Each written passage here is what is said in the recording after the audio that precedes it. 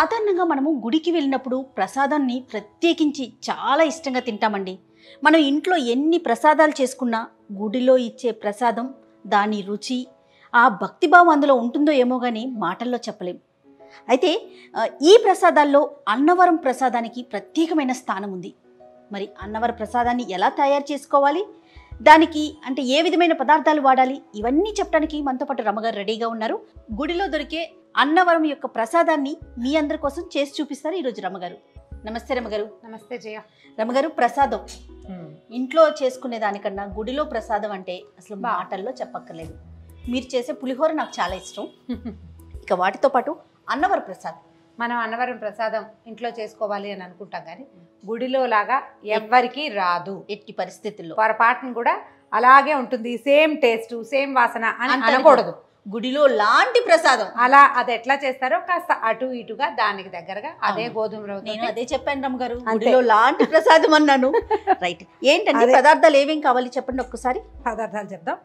గోధుమ రవ్వ, ఈ సాధారణంగా మనం ఉప్మా చేసుకునే రవ్వ కాకుండా కొంచెం బరకగా ఉంటుంది చూడు, పెద్ద రవ్వ, లావు రవ్వ, బన్సీ రవ్వ అంటారు, బరగ్గా ఉండే రవ్వ. అయితే దీనికి ఏంటంటే నెయ్యి, బెల్లము, పంచదార రెండు వేస్తే బాగుంటుంది. ఆ పాకంలాగా వస్తుంది కదా, అది వస్తుంది. అన్నవరంలో అయితే పూర్తి పంచదారే వాడుతున్నారు. ఇటీవల కాలంలోనే నేను అది చూశాను కూడా, పూర్తి పంచదారే వాడుతున్నారు. మనం రెండు వేసుకుందాం. ఒక రంగు వస్తుంది కదా ముదురు రంగు, ఆ రంగు కోసం రెండు. తర్వాత అన్నవరం ప్రసాదంలో జీడిపప్పు కానీ కిస్మిస్ కానీ వెయ్యరు. వాళ్ళు వేసేది కేవలం ఏలక పొడి మాత్రమే. అందులో ఎక్కడా తగలదు. తిరుపతి లడ్డూల్లో మనకి రకరకాలు తగులుతాయి, ఇవి వెయ్యరనమాట. కాకపోతే మనం ఇళ్లలో చేసుకునేటప్పుడు ప్రసాదం చేసుకుంటున్నామంటే జీడిపప్పు, కిస్మిస్ వేసుకుంటాం. అన్నవరం ప్రసాదం లాగా అనిపిస్తుంది కానీ అలా పూర్తిగా ఏం ఉండదు. మన పద్ధతులు యాడ్ చేసుకోవడం ఎంతో కొంత. ఇప్పుడు సాధారణంగా పులిహోరో లేకపోతే పూర్ణాలని, గారెలని ఇవి మనకి తెలుసు. అవును, ఏ పండగకైనా చేసేసుకుంటాం. కానీ అన్నవరం ప్రసాదము అనేసరికి కేవలం సత్యనారాయణ వ్రతం రోజునే చేసుకుంటాం. ఇదేంటి చెప్పండి రమ్మగారు ఒకసారి. సింపుల్, రవ్వ కొద్దిగా వేయించుకోవటం. రవ్వ, ఒక గ్లాసు రవ్వకి 3 గ్లాసులు నీళ్లు పోసి రవ్వని బాగా మెత్తగా మృదువుగా అయ్యేదాకా ఉడికించుకోవటము. ఆ ఉడికిన రవ్వలో తొలుతుగా పంచదార పోయటము. పంచదార కరిగిపోయి పాకం వస్తుండగా బెల్లం కూడా వేయటం. పంచదార కరిగాక బెల్లం వేసుకుంటే బాగుంటుంది, మంచి రంగు వస్తుంది. మిగిలిన నెయ్యి వేసేసేయటం. జీడిపప్పు, కిస్మిస్ ముందే వేయించి పెట్టుకుంటాం, అవి ఎత్తి వేసేసుకోవటం. దీనికి ఏంటంటే ఒక్కొక్కళ్ళకి ఒక్కొక్క కొలత. ఒకటికి ముందే అసలు రవ్వ వేయించకుండానే ఎసట్లో పోసేసే పద్ధతి ఒకటి. కొంచెం వేయించిన రవ్వ ఎక్కువ రుచిగా అనిపిస్తుంది. నేను అది ఇది కూడా చేసి చూశాను. వేయిస్తే బాగుంది అనిపిస్తుంది, అందుకని వేయిస్తామన్నమాట. పాకం ఎలాగండి? ముదురు పాకం. ముదురు పాకం అది వచ్చేస్తుంది మనకు, అది జిగురు వస్తుంది బాగా, మనకు కనపడుతుంది. అది కొంచెం అంటుకుంటున్నట్టు ఉంటుంది. ఆ సమయంలో నెయ్యి వేసుకుని దింపేసుకోవాలి. సూపర్. కాకపోతే మనము దీన్ని స్వీట్ డిష్గా చేసుకోము. ఎప్పుడు ప్రసాదం అంటే సత్యనారాయణ వ్రతం చేసుకుంటున్నప్పుడు, ఇంట్లో ఏదైనా వ్రతం ఉంటే, కొంచెం మన కృష్ణుడికి సంబంధించిన పూజలు ఏమైనా ఉన్నప్పుడు కూడా చేసుకోవచ్చు. కొంచెం నెయ్యి వేసి ఏం చేద్దామంటే కాస్త జీడిపప్పులు, కిస్మిస్లు వేయించి పక్కన పెట్టేసుకుందాం ముందు. ఇదివరకు చెక్క లాంటి ప్రసాదం కూడా దొరికేది రమ్మగారు, ఇప్పుడు కూడా దొరుకుతుంది. బంగి ప్రసాదం అంటారు, దొరుకుతుంది. ఇప్పుడు కూడా దొరుకుతుంది. ఇప్పుడు అంటే అది నిలవ ఉండటం కోసం. ఇప్పుడు ఈవెన్ ఇది కూడా ఉంటుంది కానీ ఎక్కువ రోజులు ఉండదు. ఈ సత్యనారాయణ స్వామి ప్రసాదం ఏంటంటే ఆ వేడి మీదే విస్తరిలో వేసి కట్టేస్తారు కదా, ఆ విస్తరి యొక్క ఘుమఘుమ, ఆ చెట్టు ఆకు తాలూకు ఘుమఘుమ, తర్వాత ఆ వేడి మీదే ప్యాక్ చేయడం వల్ల అదొక డిఫరెంట్ టేస్ట్. అదేంటంటే అది ఒక 4-5 తినేయం మనం ప్రసాదంలాగా. ఒక్క నలకంత పెట్టినా అది అమృతంతో సమానంగా. రుచే వేరుగా ఉంటుంది. రుచే వేరుగా ఉంటుంది. మనం ఇంట్లో చేస్తే ఆ రుచి వస్తుంది అని చెప్పడం మాత్రం అలా జరగదు. ఎవరని చేసినా ఎట్టి పరిస్థితుల్లో కనిపించదు రమ్మగారు, ఏ ప్రసాదం అయినా కూడా. చూడండి, ఎంత చేయి తిరిగిన వాళ్ళు చేసినా క్షేత్ర ప్రాధాన్యం ఒకటి ఉంటుంది, క్షేత్రం యొక్క గొప్పతనం. తిరుపతి లడ్డు ఇప్పుడు మనకి ఎన్ని చోట్ల అద్భుతమైన స్వీట్ షాప్స్ ఉన్నాయా, ఎవ్వరికి ఆ రుచి రాదు. తిరుపతిలో ప్రసాదం అందులోనే ఉంటుంది, క్షేత్రం వల్ల. ఎలా రమ్మగారు, ఎందుకని అంటారు అంటే ఆయనకి ముందు నైవేద్యం పెట్టేశాక దానిలోకి ఏదైనా ఒక శక్తి లాంటిది వస్తుందంటారా? అంటే ఇప్పుడు మనం తీసుకునే ప్రసాదాలన్నీ నైవేద్యం పెట్టబడతాయో లేదో తెలియజేయ, కొన్ని పెట్టబడతాయి. ప్రధానమైనది ఏంటంటే ప్లేస్, ఆ ప్రాంతం వల్ల అని నేను నమ్ముతాను. నాకైతే చాలా గట్టిగా ఉద్దేశం ఉంటుంది. అవునవును. ఇప్పుడు తిరుమల వెళ్తామా మనం, నువ్వు ఏ వెంకటేశ్వర స్వామి దేవాలయానికైనా వెళ్ళు, మామూలుగా వెళ్తాం వస్తాం, అర్చన చేయించేసుకుంటాం, నిలబడి చూస్తూ ఉంటాం. అదే నువ్వు తిరుమలలో నువ్వు ఎక్కడ నీ దృష్టి పెడితే నీ దృష్టి అక్కడే అయిపోతుంది. స్వామిని పైకి కిందకి మనం చూడగలమా? అసలు చూడడం ఏంటి, చూసి వచ్చిన తర్వాత ఏం చూసావో చెప్పు అంటే కళ్ళు మిరుమిట్లు గొలుపుతుంటాం. క్షేత్రంలో ఉంది అది. అవును అవును. కాబట్టి ప్రసాదాలు కూడా అంతే. జస్ట్ మనం ఒక పదార్థం ఇది చేసుకుంటాం. సత్యనారాయణ వ్రతం అప్పుడు చేసుకుంటే ఇది కూడా చూడు 2-3 గ్లాసులు కేజీలు చెయ్యం, కొద్దిగా చేసుకుంటాం. 1 కేజీ బాబు. అన్నవరం ఏమన్నా వెళ్ళారండి ఈ మధ్యలో? చాలా రోజులు వెళ్ళాను, ఒక 3 ఏళ్ళు అయినట్టుంది. ఇదే పరిస్థితుల వల్ల వెళ్ళలేకపోతున్నాం ఎక్కడికి. పరిస్థితుల వల్ల వెళ్ళలేకపోతున్నాం, అవన్నీ మరి ఇబ్బందులుగా ఉన్నాయి కదా. అక్కడ సామూహికంగా వ్రతం చేయించుతారు కదండి, సత్యనారాయణ వ్రతాలు చేయించుకుంటారు కదా, చేసుకోవచ్చు మనం కూడా. మనకి ఇప్పుడు చాలా దేవాలయాల్లో ఆ ఫెసిలిటీ కనపడుతూ ఉంటుంది. అవును, అన్నవరంలో మనం క్షేత్రంలో చేసుకున్న సంతోషం వేరు కదా. మనం మామూలుగా పెళ్ళిళ్ళప్పుడు అప్పుడు మొక్కుంటాం, పెళ్ళిళ్ళకి పెళ్ళి అయ్యాక. పెళ్ళి అయితే మాత్రం ఖచ్చితంగా అన్నవరం వెళ్ళొస్తాం అనేది ఒక మొక్కు ఉంటుంది మనకి. అట్లా అలవాటు చేసుకున్నాం బాగా. అవును. రవ్వ ఇచ్చేసి చెప్తా, కొంచెం లావు రవ్వ అయితే మీరు అన్నట్లుగా బాగుంటుంది. దీన్ని బాగా సన్నటి మంట మీద నిదానంగా వేయించాలి. ఇది ప్రసాదం ఏంటంటే గబగబా రవకేసరిలాగా టకటకలాడించడానికి మాత్రం కుదరదు, కొంచెం తాపీగా చేసుకోవాలి. మీన్ వైల్ మనం ఏం చేద్దామంటే ఈ రవ్వ వేగే లోపల దీనికి సరిపడా నీళ్ళని పక్కన పెట్టుకుని కాచేసుకుందాం. రైట్. ఇది చేసేటప్పుడు ఏంటంటే ఇది అడుగంటుతుంది, అందుకని ఇది వేయించుకోవాలి. మొదటిది పాత్ర కొంచెం మందపాటి పాత్ర పెట్టుకోవాలి. ఓకే. రమ్మగారు నీళ్ళు పోయినా 1కి 4 గ్లాసులు పోసుకుందాం జయ. 1కి 4. ఇది వేగటానికి నిదానంగా వేసుకోవాలి. అవును. ఉడకటానికి కూడా నిదానంగా ఉడికితేనే ఇది బాగుంటుంది అన్నమాట. ఓకే. మంచి వాసన వస్తుంది రమ్మగారు. వేగిన వాసన వస్తుంది, మరి కాసేపు వేగనిస్తేనే బాగుంటుంది. అవును. నెయ్యి పడితే చాలు, ఏ పదార్థమైనా వాసన పడుతుంది.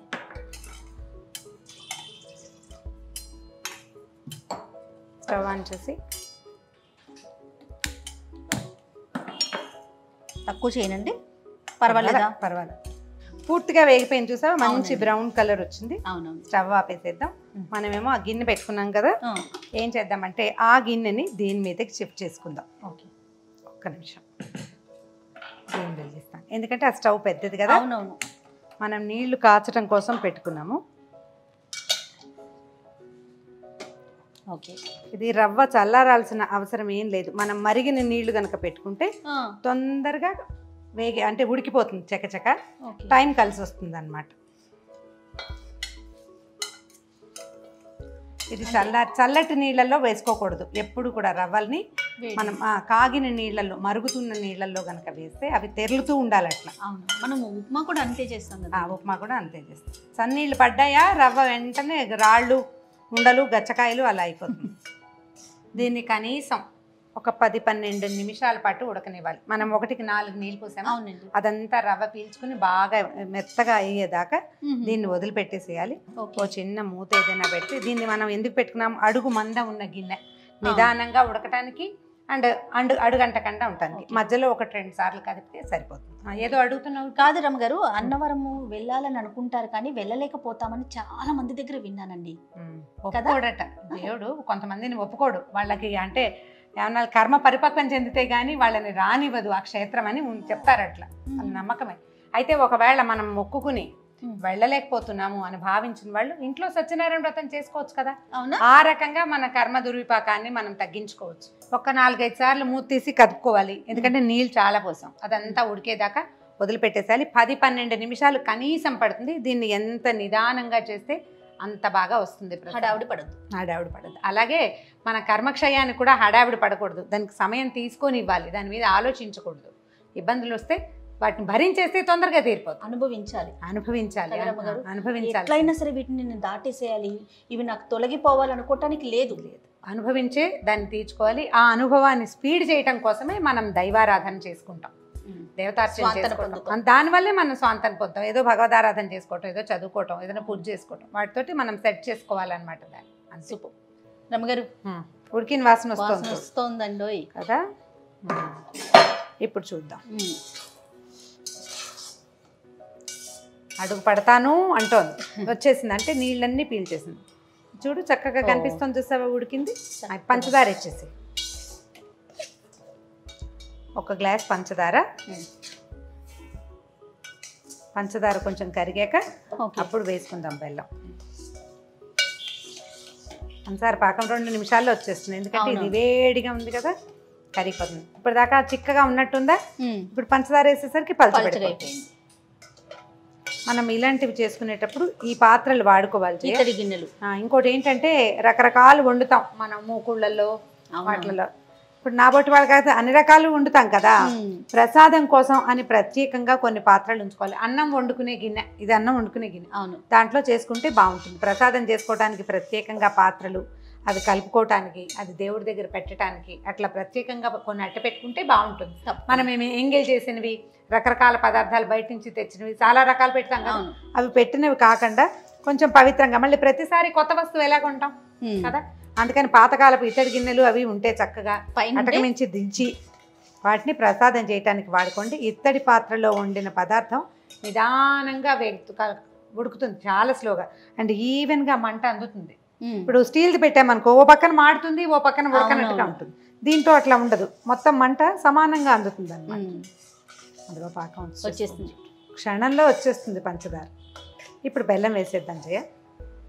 నా ప్లాన్ ఎలా అంటే ఒక గ్లాస్ రవ్వకి ఒక గ్లాసు పంచదార, ఒక 1/2 గ్లాసు బెల్లం. ఈ బెల్లం వేస్తే కొంచెం తగ్గించాను, గ్లాస్ పూర్తిగా వేయకుండా బెల్లం వేస్తే దీని రంగు బాగా అందంగా వస్తుంది, ముదురు రంగు వస్తుంది అన్నమాట. ఓకే, మొత్తం బెల్లం కూడా చేసుకోవచ్చు మన ప్లాన్, మన అలవాటుని బట్టి.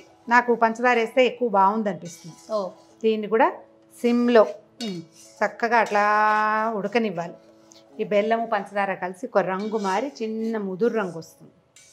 నీకు దేవాలయంలో ప్రసాదం ఏంటంటే అక్కడ ఉండేటువంటి పాత్రలు, ఆ కింద ఉన్నటువంటి మంట, వాటన్నిటి వల్ల ముదురు బాగా ఎక్కువ ముదురు రంగు వస్తుంది. మనకు అంత ముదురు రంగు రాదు, మన పొయ్యిలో అంత హీట్ కూడా ఉండదు. అవునవును, కొంచెం కలర్ చేంజ్ ఉంటుంది, కాస్త ముదురు రంగు వస్తుంది అనమాట. అక్కడ భారీ ఎత్తున చేస్తారు కదా, భారీ ఎత్తున చేస్తారు. ఇప్పుడు మెషినరీ కూడా వచ్చింది, అంతా టెక్నాలజీ వాడుతున్నారు. ఇది వరకు వేడి ఆ సెగలు పొగలలో దాన్ని ఇట్లా కదుపుతూ అసలు ప్రసాదం చేసేవాళ్ళు కాలిపోయినట్టు ఉడికిపోయినట్టు ఉండేది పాపం. ఇప్పుడు పాతకాలం పద్ధతులు కట్టెల పొయ్యి కూడా, ఇప్పుడు ఏంటంటే కొంచెం పద్ధతులు మార్చుకున్నారు కదా, దాని అంతా అది స్విచ్ చేస్తే ఈ మెషిన్లో వరుసగా కింద నుంచి రవ్వ వచ్చేస్తుంది. కానీ నాకు జ్ఞాపకం ఉండి అన్నవరం ప్రసాదాన్ని వేయించరు, రవ్వ వేపరు, రవ్వ వేగే రవ్వ కాదు, పచ్చిరవ్వే పోస్తారు. అదే నీళ్లు కలపళ్ళాడుతున్న నీళ్ళలో రవ్వ పోసేస్తారనమాట. అక్కడ పద్ధతి అది. మనం ఏంటంటే ఇంకొంచెం బాగుంటుందని, కాస్త ఇంకా మృదువుగా అవుతుందని అలా అనిపిస్తుంది అనమాట, కొంచెం సాఫ్ట్గా కనిపిస్తుంది. జయ చూడు దాదాపుగా పాకం వచ్చేస్తుంది. ఇప్పుడు ఏం చేద్దామంటే మనం ఒక కప్పు, ఒక గ్లాస్ కదా చేస్తాం, ఒక 1/2 కప్ కంటే కొంచెం తక్కువగా నెయ్యి. ఓకే, అంటే 1/2 గ్లాస్ కంటే తక్కువ, కొంచెం పూర్తిగా సగం అక్కర్లేదు. ఓకే, ఈ నెయ్యి వేసి ఒక్క 10 నిమిషాలు దీన్ని దగ్గర పడినిస్తే ఇంకా చాలా బాగుంటుంది. ఇప్పుడు చూడు రంగు, మనం మొదట బెల్లం వేసినప్పుడు రంగు వేరు, ఇప్పటి రంగు వేరు.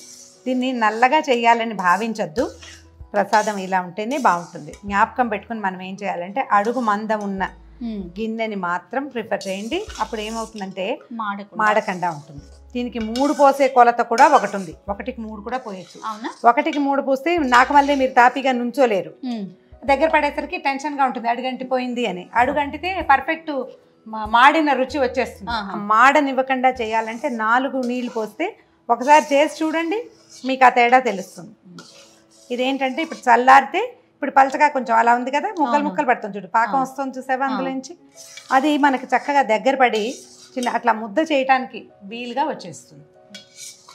టంగుమని గట్టిగా అవ్వదు, స్పూన్తో ముక్క ఇట్లా కేక్ ముక్కలాగా రావటం కాకుండా హల్వా ఎలా వస్తుందో అట్లా వస్తుంది, పెట్టడానికి ఉంటుందేమో.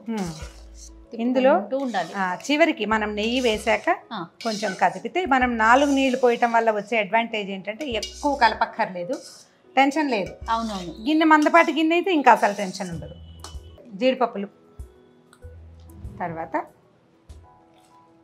ఏలక పొడి ధారాళంగా వేస్తారా? అంటే ధారాళంగా వేయను, ఒక 3/4 స్పూన్ వేస్తాను అంతే. రమ్మగారు, సందర్భం కాదు కానీ మీరు ఎలా క్లీన్ చేస్తారండి, ఎలా తోముతారు, దేంతో తెల్లగా రావాలంటే? సబీనా లాంటి దాంతో. సబీనా, చింతపండు లాంటివి చింతపండు పెడతాం, చింతపండు పెడతాను. అంటే పొద్దున మనం చారు పెట్టుకుని చింతపండు రసం చేసింది అవన్నీ చింతపండులు ఉంటాయి కదా, ఆ రద్దుని కొంచెం మన నానిపోయిన తర్వాత మనం పులుసు పిసికేసాక మిగులుతుంది కదా, అది కొంచెం పక్క పెడితే కొద్దిగా ఉప్పు అద్ది కనుక తోమేస్తే చక్కగా ఇట్లా మళ్ళీ బంగారు రంగులో కళ్ళుప్పు అంటే తోమేసుకుంటే వస్తుంది. జయ రెడీ రెడీ అయిపోయింది. చూడు ఇది నీకు ఇట్లాంటి పాకం. అది చూడు, మనం అది పడుతుంటే ఒక ధార వస్తుంది చూస్తే తీగలాగా వస్తుంది కదా, వస్తుంది. ఆ పాకం, ఆ కన్సిస్టెన్సీ వస్తే తీసేసుకోవచ్చు. ఇప్పుడు ఇది మనం కదుపుతుంటే గిన్నెకి అడుగున అంటకుండా పాత్రలోంచి అలాగా బయటకు వచ్చేయాలి. అది తీయని వాసన అనిపిస్తుంది రమ్మగారు. మరి బెల్లం పంచదార రెండు వేశారు కదా, ఎన్నిపడి సత్యనారాయణ స్వామి వచ్చేసాడు, సిద్ధంగా ఉన్నాడు అనిపిస్తుంది. దీన్ని ఏంటంటే మనం నైవేద్యం పెట్టుకునేటప్పుడు ఏం చేయాలి, గిన్నెలోంచి ఈ పాత్రతోటే కాకుండా మనం ఎక్కువ చేసామనుకో ఇంకా ఆ పాత్రతోటే పెడతారు. ఇట్లా ఒక గ్లాసు 2 గ్లాసులే చేసుకుంటే పళ్ళెల్లో ఒక విస్తరాకు కానీ అరిటాకు కానీ పరిచి దాని మీద ఇది వేసేసి చక్కగా పైన మళ్ళీ కొంచెం నెయ్యి వేసి ప్రసాదం పెట్టడము. అంటే నైవేద్యానికి ఒక స్పూన్ మళ్ళీ నెయ్యి వేయటం, 2 అరటిపళ్ళు చెక్కు తీసి చక్కగా 2 పక్కల పెట్టి నైవేద్యం చేసి అరటిపండుతో సహా కూడా నైవేద్యం పెట్టుకుంటామన్నమాట. రెడీ చేయ మనకు కావాల్సిన పర్ఫెక్ట్ కన్సిస్టెన్సీ వచ్చేసింది. అవునండి. పళ్ళెంలో పెట్టుకుందామా? పళ్ళెం కాదండి, ఇందాక మీరు ఏం చెప్పారు, అరిటాకు కానీ అన్నారు కదా, అందుకని అరిటాకు ప్రత్యేకించి ఇప్పుడు మళ్ళీ పంపించి మరీ తెప్పించాను. సరే, ఖచ్చితంగా ఆ ఫీల్ రావాలని. మీరు వేడి వేడి అన్నం కానీ ప్రసాదం కానీ అరిటాకులో వడ్డించుకుని తినండి. దాని రుచి, దాని వాసన, అది ఇచ్చే సంతోషం, భోజనం చేసిన తృప్తి ఇంక ఏ పదార్థము ఇవ్వదు మీకు. సంతోషం భలే ఉంటుంది. అది మంచి మాట చెప్పారు మీరు. అన్నం తినటం ఎందుకు జయ? ఆత్మానందం కోసం కదా. ఏదో తినేస్తాం టైం బీయింగ్ మనం. అయితే ఎప్పుడైనా ఒకసారి ఇలాంటి ఆత్మానందాన్ని పొందాలి ఎవరైనాను. అవును. చూడు మనం ఎంత చేసాం, 1 గ్లాసు, ఎంత ప్రసాదం అయింది. ఓ సత్యనారాయణ వ్రతం ఒక 15-20 మందికి తలా ఒక ప్రసాదాన్ని మనం అంటే స్వీట్ డిష్గా భావించాం కదా. అవునవును. కరెక్ట్గా మనకు కావాల్సినంత తలా కాస్త చెంచా ప్రసాదం తింటే తృప్తిగా ఉంటుంది. సరేనా రమ్మగారు? 1 స్పూన్ నెయ్యి, మన సిగ్నేచర్ అనమాట. ఆ వేడికి అదే మీద నిదానంగా కరిగిపోతుంది. ఇదిగో నీ కమ్మని సత్యనారాయణ స్వామి ప్రసాదం రెడీ. అరిటాకులో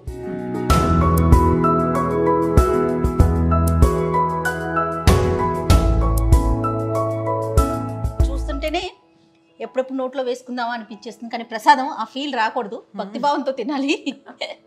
థ్యాంక్ యూ అండి, థ్యాంక్ యూ. పచ్చకర్పూరం వేసుకోవచ్చు మీకు అలవాటు ఉంటే. నేను ఇప్పుడు అదే అడుగుదాం. పచ్చకర్పూరం ఒక ప్రాక్టీస్, అలవాటు ఉండాలి, అందరికీ నచ్చదు. అవునవును. ఒక చిటికెడు పచ్చకర్పూరాన్ని యాడ్ చేస్తే ఫ్లేవర్, ఇంకా కొంచెం అంటే దేవాలయపు భావన హెచ్చుగా వస్తుంది దాంతో. అన్నవరం సత్యనారాయణ స్వామి వారి ప్రసాదం ఎంత సింపుల్ కదా, చేసుకోవటము సులభే, అలానే టేస్ట్ కూడా చాలా బాగుంటుంది. డెఫినెట్గా మీరంతా కూడా ట్రై చేయండి.